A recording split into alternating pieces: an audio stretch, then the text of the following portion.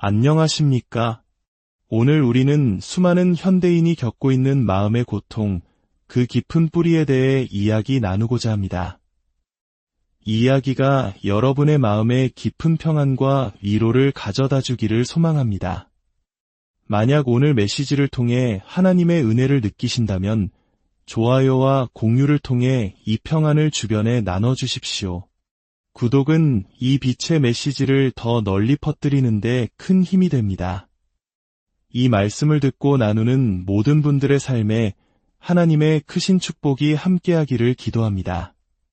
우리 마음속에는 보이지 않는 전쟁이 벌어지고 있습니다. 특히 우리가 마지막 때라 부르는 이 시대에는 두려움, 걱정, 우울, 불안과 같은 감정들이 마치 전염병처럼 번져나갑니다. 그런데 이 모든 고통의 근원을 따라가 보면 우리는 인류 역사의 시작점, 바로 에덴 동산에서 일어난 한 사건에 다다르게 됩니다. 그곳에서 무슨 일이 있었을까요? 바로 인간이 죄의식을 갖게 된 것입니다. 죄의식이란 단순히 잘못을 저질렀다는 죄책감을 넘어 하나님 앞에서 스스로를 부족하고 더럽다고 여기며 끊임없이 자신을 정죄하는 마음 상태를 말합니다. 이 죄의식은 관계를 파괴합니다. 마음의 평화를 앗아갑니다. 에덴 동산에서 아담과 하와가 하나님의 명령을 어겼을 때 그들의 첫 반응은 두려움이었습니다. 그들은 하나님의 낯을 피하여 숨었습니다. 죄의식은 우리로 하여금 사랑의 하나님으로부터 멀어지게 만듭니다. 마치 어떤 이유로든 죄책감을 느끼는 남편이 아내에게 괜히 화를 내고 짜증을 내는 것과 같습니다. 문제의 본질은 아내가 아니라 남편의 마음속에 있는 죄의식인 것이죠. 이처럼 죄의식은 우리와 하나님, 그리고 우리와 이웃 사이를 갈라놓습니다. 하지만 성경은 우리에게 놀라운 진실을 보여줍니다. 인간이 죄를 짓고 숨었을 때 하나님은 등을 돌리지 않으셨습니다.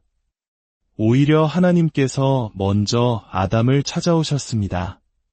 아담아, 내가 어디 있느냐? 이 질문은 단순히 지리적 위치를 묻는 것이 아닙니다. 너의 영혼은 지금 어디에 있느냐? 왜 나와의 관계에서 멀어졌느냐? 라고 물으시는 사랑과 안타까움이 담긴 부르심이었습니다. 이것이 바로 복음의 핵심입니다. 우리가 죄로 인해 하나님을 피할 때 하나님은 우리를 찾아오시는 분이라는 사실입니다. 그리고 그 사랑의 절정이 바로 예수 그리스도의 십자가입니다. 성경은 말합니다. 그리스도께서 죄를 위하여 단 한 번의 영원한 제사를 드리셨다. 이 단 한 번의 제사라는 말이 중요합니다.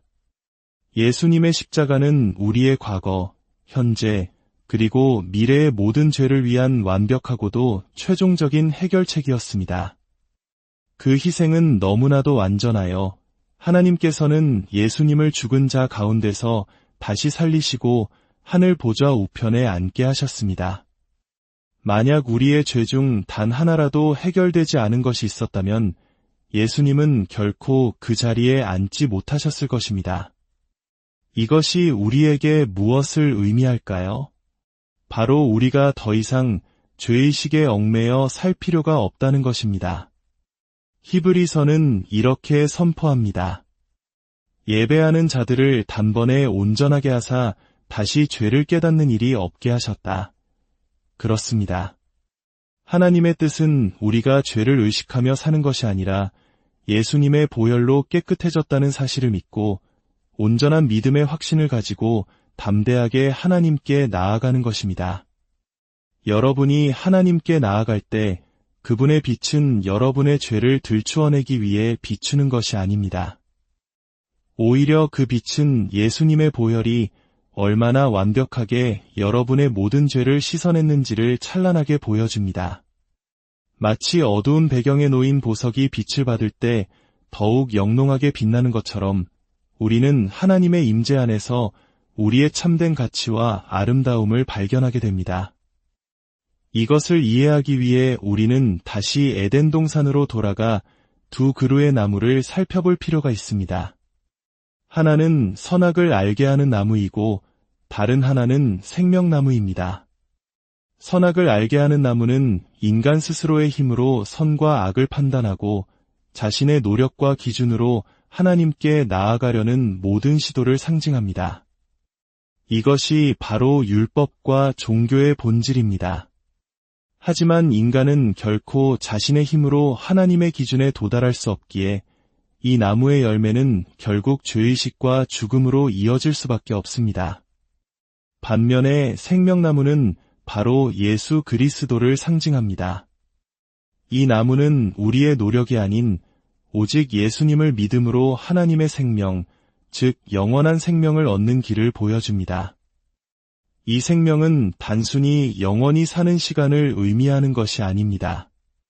헬라어로 조에라고 불리는 이 생명은 하나님 자신의 신적인 생명 그 자체이며 그 생명이 우리 안에 들어올 때 우리는 하나님의 성품과 능력을 공유하게 됩니다. 오늘날 많은 사람들이 자신도 모르게 선악과의 방식으로 살아가고 있습니다. 더 착해져야 해, 더 노력해야 해, 이것은 하고 저것은 하지 말아야 해, 와 같은 끊임없는 자기 정죄와 노력 속에서 지쳐갑니다. 성경은 마지막 때에 나타날 귀신의 가르침 중 하나로 결혼을 금하거나 특정 음식을 멀리하라고 명령하는 것을 예로 듭니다. 이는 매우 경건해 보이지만 그 본질은 행위를 통해 구원을 얻으려는 선악과의 논리이며 결국 사람들을 죄의식에 묶어두는 가르침입니다. 그러나 하나님의 방식은 다릅니다. 그것은 은혜의 방식입니다. 헬라어로 은혜는 카리스이며 이는 결코 죄를 지어도 좋다는 방종을 의미하지 않습니다. 오히려 참된 은혜는 우리를 죄의 권세에서 해방시키는 가장 강력한 힘입니다. 죄가 많아질수록 은혜는 더욱 넘쳐난다고 성경은 말합니다. 우리가 문제에 집중할수록 문제는 더 커 보이지만 문제보다 훨씬 더 큰 하나님의 은혜와 해결책에 집중할 때 우리는 자유를 경험하게 됩니다. 사랑하는 여러분, 예수 그리스도께서 여러분의 모든 죄값을 완벽하게 그리고 넘치도록 지불하셨습니다. 마치 누군가 여러분의 5천만 원 빚을 갚아주기 위해 10억 원을 지불한 것과 같습니다. 그 사실을 아는 순간 여러분의 양심에 있던 빚의 무게는 사라질 것입니다. 마찬가지로 예수님의 희생의 가치를 깨달을 때 우리의 양심은 죄의식이라는 무거운 짐에서 벗어나 자유롭게 됩니다.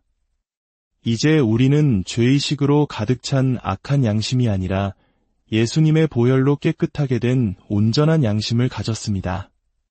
그러므로 담대하십시오.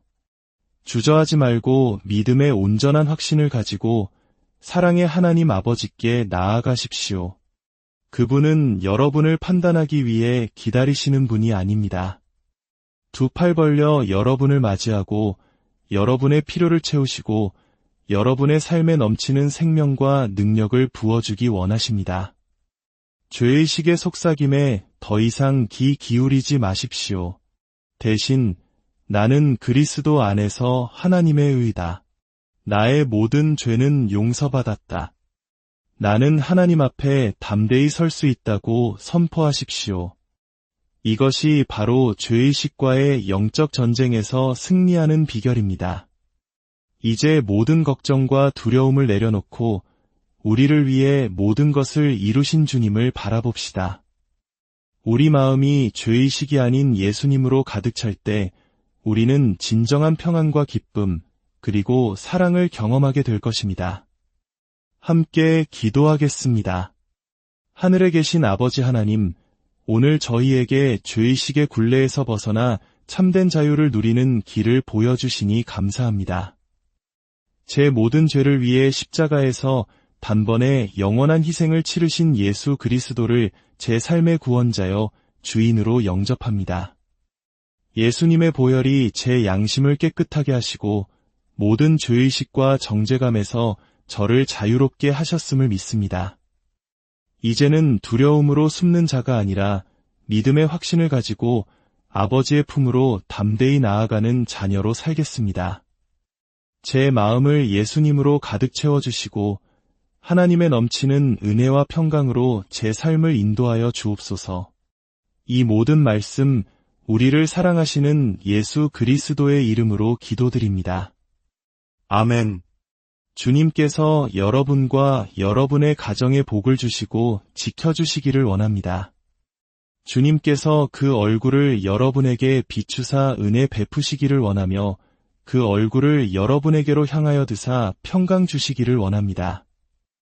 예수 그리스도의 이름으로 여러분의 삶에 하나님의 살롬, 온전한 건강과 평안, 형통이 가득하기를 축복합니다.